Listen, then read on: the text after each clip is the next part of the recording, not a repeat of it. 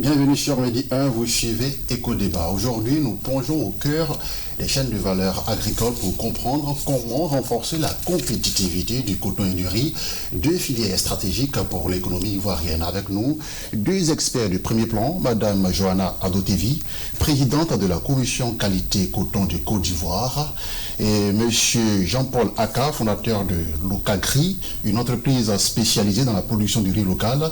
Monsieur Jean-Paul Aka, vous êtes également chef d'équipe environnementale et développement du PNUD, le programme des Nations Unies pour le développement. Merci à vous d'avoir répondu à notre invitation.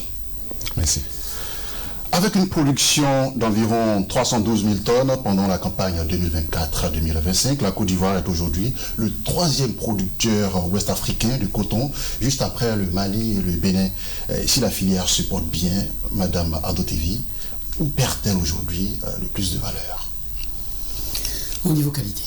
Elle perd de la valeur au niveau qualité parce que même si nous sommes aujourd'hui troisième producteur en Afrique, nous l'avons été parce qu'il y a eu une contre-performance au Burkina à cause des problèmes géopolitiques. Nous avons des problèmes de qualité liés à des problèmes de variété, de semences et de climat. Est-ce qu'une deuxième place est envisageable? Très honnêtement, non. Non, parce que le Mali et le Bénin ont un grand écart par rapport à la Côte d'Ivoire. On a toujours été dans les 5 premiers. L'ambition était de rester dans les 3 premiers, donc on est dans les 3 premiers. Encore une fois, parce qu'on a réussi à se maintenir là où les autres ont contre-performé. Mais si le Burkina, qui il y a une dizaine d'années était le premier producteur de l'Afrique de l'Ouest, remontait, on serait à notre 4e place.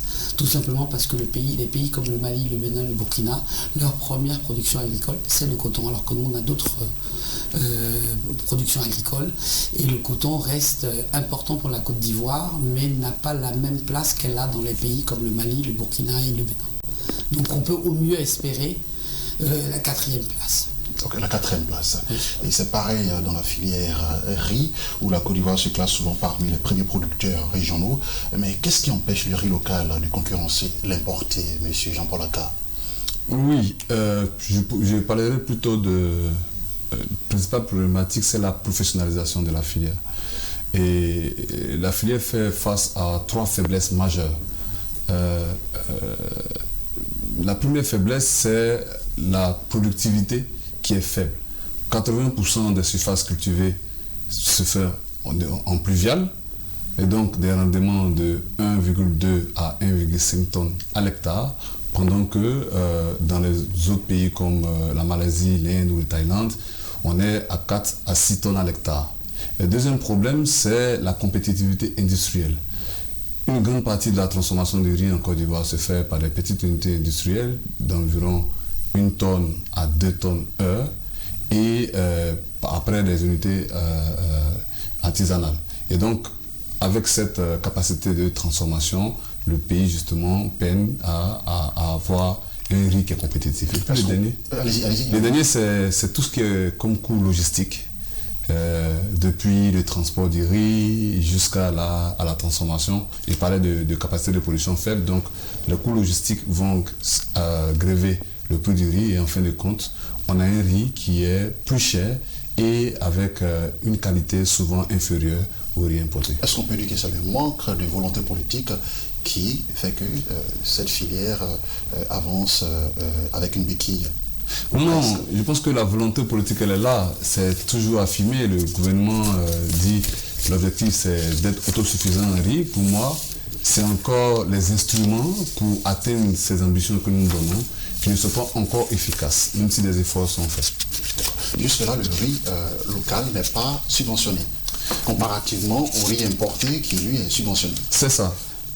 L'État essaie en partie, on va dire, de subventionner le riz, mais ce n'est pas la bonne stratégie parce que pour certains cycles de production, l'État, par exemple, peut donner les engrais et les produits phyto à des producteurs. Et souvent, ces programmes-là ne sont pas bien calibrés et donc le processus de subvention est inefficace, à la différence justement des pays dont vous parliez, où on a vraiment une stratégie de subvention qui est plus efficace que la nôtre. D'accord. Et quel levier offrirait l'impact compétitif le plus rapide pour le coton? Bon, déjà, j'aimerais rebondir sur ce que vient de dire M. Aka. Je crois que c'est un copier-coller de la filière coton. Donc, problème de rendement, problème de coût logistique trop élevé et subvention peut-être par moment mal calibrée. Donc là, on se rejoint totalement. Maintenant, on a parlé de culture pluviale. On est en Afrique subsaharienne, dans la plupart de nos pays, donc en culture pluviale, ce qui veut dire qu'on dépend du climat. Donc pour les téléspectateurs, contrairement aux pays qu'on cite qui sont dans la culture irriguée, donc on peut nourrir les plantes comme on veut et selon l'itinéraire technique, on dépend du climat. Or, il y a un changement climatique, donc ça a un impact très fort. La Côte d'Ivoire aujourd'hui, on sort d'une période difficile. On a eu une attaque des jacides lors de la campagne 2022-2023 qui a affecté de façon significative les rendements au champ, aussi bien au niveau du coton que du vivrier. Et on sort de cette période de post-jacide où aujourd'hui, malgré cela et compte tenu du climat géopolitique incertain, la Côte d'Ivoire continue à produire du coton. Donc on vous avait cité tout à l'heure un chiffre de 312 000 tonnes pour la campagne 24-25. Pour 25-26, on attend plus de 300 000 tonnes également parce qu'il y a eu un accompagnement étatique. Donc vous parliez tout à l'heure de quels sont les leviers. L'État de Côte d'Ivoire est présent. L'agriculture est une priorité pour l'État de Côte d'Ivoire. Nous sommes accompagnés par des subventions aussi bien au niveau des intrants, au niveau du prix du bord-champ et au niveau même de l'accompagnement, de la formation, de la sensibilisation et de l'importance de continuer à produire, à faire du coton durable aussi, puisque dans les zones cotonnières, nous avons des sols qu'il faut respecter les rotations de sol. Donc, les leviers les plus rapides aujourd'hui, pour répondre à votre question, oui. On est dans un marché compétitif. Aujourd'hui, le coton qui nous concurrence, c'est le coton brésilien. Qui a envahi le marché, qui est moins cher, qui est accessible plus rapidement parce que où va notre coton? C'est de la matière première, il va en Asie, il va au Bangladesh, il va en Inde. Donc le transit time le plus court, quand un Chinois ou un Bangladeshi commande du coton, il a un buffer stock, il a un stock minimum dans ses usines, il ne veut pas avoir trop de stock, c'est de l'argent qui dort, donc il a besoin de se refournir rapidement. Donc si nous on met 60 jours à livrer et que le Brésilien à côté il met 15 jours à livrer, il ira commander chez le Brésilien. Donc c'est le levier le plus rapide, c'est réduire nos délais. Alors on ne peut pas demander mettre nos avions notre coton dans une fusée pour qu'elle arrive plus rapidement, mais par contre on peut réduire les délais logistiques. Or dans nos ports, on connaît les réalités, les mises à disposition de conteneurs, la paperasserie qui met un temps fou, nos usines qui sont au nord, les ports qui sont au sud, les délais, les routes, on peut améliorer les délais logistiques en ayant des ports secs. Le Bénin l'a prouvé en ayant un port sec dédié qui a, si je ne me trompe pas, à Abomey-Calavi, et ils ont relevé le défi justement de la logistique. Aujourd'hui, tu arrives à empoter, à instruire, à empoter en moins de 5 jours le coton, alors que nous, on en a encore à un délai moyen de 3 semaines. Donc oui, je dirais que le levier le plus rapide, le moins coûteux et le plus réaliste à l'instant T, c'est d'améliorer les coûts logistiques et les délais logistiques pour le rendre plus compétitif.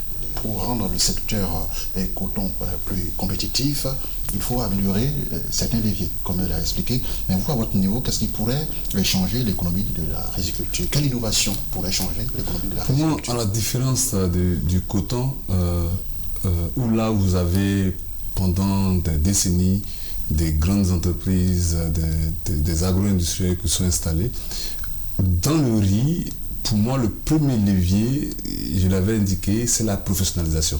Comment faire ce travail-là? Pour nous, aujourd'hui, on met en place ce qu'on appelle l'agriculture contractuelle.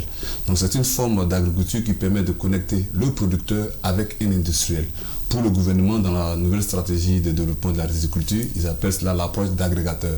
Il s'agit justement de connecter les producteurs aux industriels via un contrat.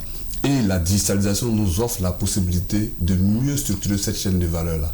Une chaîne de valeur bien structurée, c'est faciliter l'accès aux intrants pour les producteurs, c'est faciliter l'accès à la mécanisation pour les producteurs, c'est faciliter l'accès au financement. Et donc, à Locagri, par exemple, nous avons mis en place un outil digital qu'on appelle Zuma, Digital Contract Farming. Donc, c'est un outil digital qui permet de contractualiser les producteurs. Et cet outil digital-là, justement, travaille à professionnaliser les producteurs avec qui nous travaillons. Ils n'ont plus besoin de se soucier est-ce qu'ils doivent avoir de l'argent pour commencer la production? Nous essayons, grâce à nos partenaires, de faciliter l'accès. Une fois que vous avez sécurisé la chaîne d'approvisionnement, donc garanti un approvisionnement de vos usines, il faut bien entendu travailler sur des usines avec une capacité un peu plus importante, 3 à 4 tonnes à l'hectare. Et je parlais tout à l'heure des coûts logistiques à relever. Je pense que je rejoins notre collègue justement sur le coton. Pour le riz, on n'a pas la préoccupation d'exporter. Il s'agit juste de produire efficacement et faciliter l'accès au marché. Et là, on a les leviers nécessaires. Pour conclure sur ce point-là, mais ça, il faut maintenant une subvention qui est bien calibrée. La filière coton, par exemple, pendant longtemps, bénéficie de mécanismes qui permettent, par exemple, de subventionner en partie le coût des intrants et tout ça. Pour le riz, ce n'est pas le cas. Et donc, il faut justement une subvention bien calibrée. Laisser les producteurs acheter les intrants au prix du marché actuellement ne permet pas d'avoir des coûts de production compétitifs. Et donc, il faut réfléchir à comment subventionner peut-être à moitié les intrants, renforcer surtout, et ça c'est le point d'insistance, la mécanisation. Sans mécanisation, il sera difficile d'avoir une productivité ou une production à la hauteur de notre consommation. Mais qu'est-ce qui marche à l'extérieur? C'est ces leviers-là d'abord. Qui pourrait être implémenté ici en Côte d'Ivoire ou en Afrique subsaharienne. Organiser les producteurs pour faciliter l'accès aux intrants. Investir dans la mécanisation, parce que c'est fastidieux comme pour le coton, le riz, c'est fastidieux de produire. Donc investir dans la mécanisation, et ça c'est la très grosse faiblesse de la Côte d'Ivoire, notamment pour la filière riz, mais pour d'autres filières. Et justement, la digitalisation aujourd'hui et les investissements dans la mécanisation offrent des solutions. C'est ce que la Chine fait. Chaque producteur ne va pas acheter une machine, mais il faut mettre en place des structures pour fournir des services de mécanisation à la carte aux producteurs. Le Sénégal commence à le faire. Je pense que c'est les Chinois, les Thaïlandais, les Indonésiens, c'est vraiment ce qu'ils ont fait. Et quelqu'un parlait tout à l'heure, peut-être on pourra toujours en parler, la question de l'eau. On est en culture pluviale, il faut aller rapidement en culture irriguée et des solutions existent pour le faire. D'accord. Madame Adotevi, comment réduire les coûts logistiques qui pénalisent le coton ivoirien? Vous en parliez tout à l'heure, mais de façon plus concrète, comment réduire ces coûts? Bon, il y a des coûts qui ne sont pas maîtrisables. Hein. Je veux dire, oui. Le fret, on ne peut pas dire aux compagnies maritimes diminuer vos coûts, ils ne vont pas les diminuer. Donc, nous vendons une marchandise également qui est cotée sur la bourse de New York, donc on est dépendant du taux de change. Aujourd'hui, les frais logistiques, comment on peut les réduire? C'est-à-dire, on va regarder les coûts que nous, on maîtrise. Les coûts que nous, on maîtrise, encore une fois, c'est de rapprocher peut-être nos centres de stockage. Et toute notre manutention, au lieu de descendre dans les ports, d'avoir une double manutention, de refaire ce qu'on appelle une rupture de charge, c'est de pouvoir faire de l'empotage directement en usine, d'avoir un port sec, je crois que je l'ai mentionné tout à l'heure, en parlant d'Abomey Calavi pour le Bénin, c'est de rapprocher ces plateformes logistiques près des usines pour réduire déjà tout ce qui est manutention et aussi limiter tout ce qui est détérioration de la qualité, parce que plus on manutentionne les balles, plus il y a les risques de pluie pendant le transport, et on pourrait arriver à mettre le produit fini qui est notre matière première directement au conteneur depuis Bundiali, Korogo, Dianra, Ferkessé-Dougo, au lieu d'avoir à le ramener au port. Voilà, donc ça c'est la première chose. La deuxième chose, c'est on est énormément taxé au niveau de la filière ivoirienne. La filière cotonnière ivoirienne est la plus taxée dans l'Afrique de l'Ouest, avec ce que nous appelons les CVO. Les CVO sont les contributions volontaires obligatoires. Mais que font les fêtières? Alors justement, écoutez bien, contribution volontaire obligatoire. Il y a quelque chose qui ne va pas. Volontaire obligatoire. Volontaire obligatoire. Nous sommes aujourd'hui taxés avec des prélèvements de ces fêtières, de ces institutions. Il y a une partie qui va pour la route, une partie qui va pour la recherche, une partie qui va pour le FIRCA, une partie qui va pour l'intercoton, la Procote. Il va falloir remettre tout ça à plat, parce que tout ça, ça rentre dans le coût logistique, on le paye au guichet unique à l'exportation. C'est une forme de DUS. Donc ça aussi, il faudrait peut-être revoir, parce que ça impacte. On vend sur le marché en FOB, ça rentre dans le prix FOB. Ce n'est pas le producteur qui reçoit de l'argent dessus, ce sont des coûts et des charges. Et on est en compétition avec du coton malien qui vient de l'Interland, qui n'a pas ces CVO, puisqu'il considère que c'est un pays en transit. On est en compétition avec le pays, avec le Burkina, avec le Bénin, qui n'ont pas ces CVO. Eux, ils ont ce qu'ils appellent des taxes uniques qui s'appellent les fonctions critiques, qui sont passées de 10 à 15 francs en l'espace de 10 ans. Nous, on a plus de 100 francs. Donc déjà, si on pouvait revoir cette histoire de CVO, je crois qu'on diminuerait les coûts logistiques de mise à FOB, d'exportation de cette filière. Maintenant, in fine, c'est vrai qu'on exporte de la matière première, pourquoi on ne la transforme pas? Le coton graine, il est cultivé hors champ. Il ne peut pas être exporté en tant que fleur de coton. Il subit une première transformation qui est l'égrenage, donc les sociétés cotonnières. Mais on produit la fibre, mais ce n'est que de la matière première qui part maintenant en filature pour être filé, pour faire du fil et faire du tissu. Commençons à penser comme l'Éthiopie, comme le Bénin qui vient de monter sa plateforme GDIZ avec Bénintex, à faire une deuxième, une troisième transformation pour donner de la plus-value. Voilà. Donc, comment on peut améliorer ces leviers? Ce n'est pas les sociétés privées tout seules, c'est avec un accompagnement institutionnel, donc de l'État, pour rendre cette filière plus compétitive. C'est bien compris, Madame Adotevi. Monsieur Jean-Paul Aka, comment limiter drastiquement les pertes post-récolte du riz? Puisque vous n'êtes pas subventionné, il n'y a pas assez de mécanismes mis en place pour pouvoir avoir des productions industrielles ou à grande échelle. Comment limiter les pertes post-récolte? Les pertes post-récolte entraînent 30% de la perte de la valeur. Donc, pour nous identifions 3 leviers. Le premier, il faut mécaniser la récolte. Si vous avez une moissonneuse batteuse, elle va couper le riz, le battre directement et presque le trier. Et donc vous avez du riz enchâssé plus rapidement, donc la matière première. Ensuite, c'est au niveau du séchage. Donc il faut mettre en place des infrastructures de séchage à proximité des zones de production. Donc ça peut être justement des aires de séchage, utiliser aussi le séchage solaire avec des innovations justement qui sont en place. Et enfin, les infrastructures de stockage. Donc une fois que vous avez séché bien le riz, vous pouvez le stocker. Et comme ça, on a du riz propre et on a fait gagner en valeur 30%. Et donc, ça, c'est ces éléments-là qu'on peut construire. On voit des efforts réalisés par le gouvernement ou par les entreprises dans plusieurs zones, mais on est encore insuffisant. Et je vous avais dit, le défi, c'est la mécanisation. Je ne peux pas donner les chiffres, mais on est à moins de 15% de mécanisation de la filière. Vous comprenez déjà en termes de post-récolte, pour un riz qu'on ne produit pas suffisamment, comment ça peut influencer négativement la filière. D'accord. Mais comment construire une filière résiliente face au changement climatique? Oui, c'est une réalité. C'est ça. Comme on dit chez nous, le changement climatique est là, il faut s'adapter. Donc la question, ce n'est pas est-ce qu'on va produire, c'est comment on va produire malgré la situation.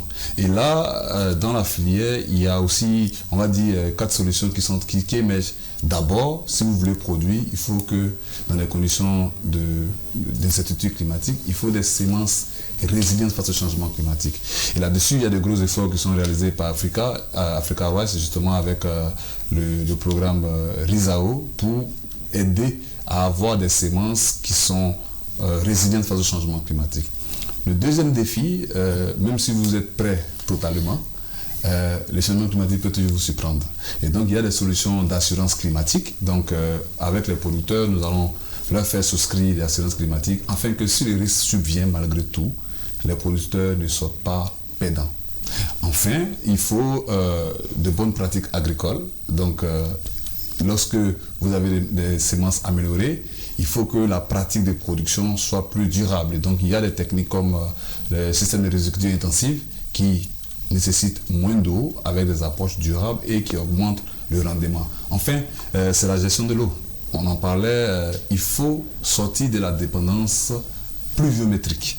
Et donc, il faut mettre en place des installations et la chose la plus simple, c'est déjà de pouvoir améliorer tous les bassins d'approvisionnement de production de riz aujourd'hui, les barrages, les réparer, les curer, mais ensuite aller au-delà, parce que vous construisez un barrage lorsqu'il y a un fleuve ou vous avez une rivière, mais on peut faire des forages pour justement faire des mécanisations plus simples, avec des circuits plus courts. On fait des zones justement de rétention d'eau, un forage pour alimenter avec des motocompes, et vous avez de l'eau et vous pouvez irriguer les parcelles. Voilà donc les 4 leviers sur lesquels on peut les construire. Merci à vous, M. Jean-Paul Aka. Madame Adotevi, comment intégrer la durabilité sans réduire la compétitivité du coton?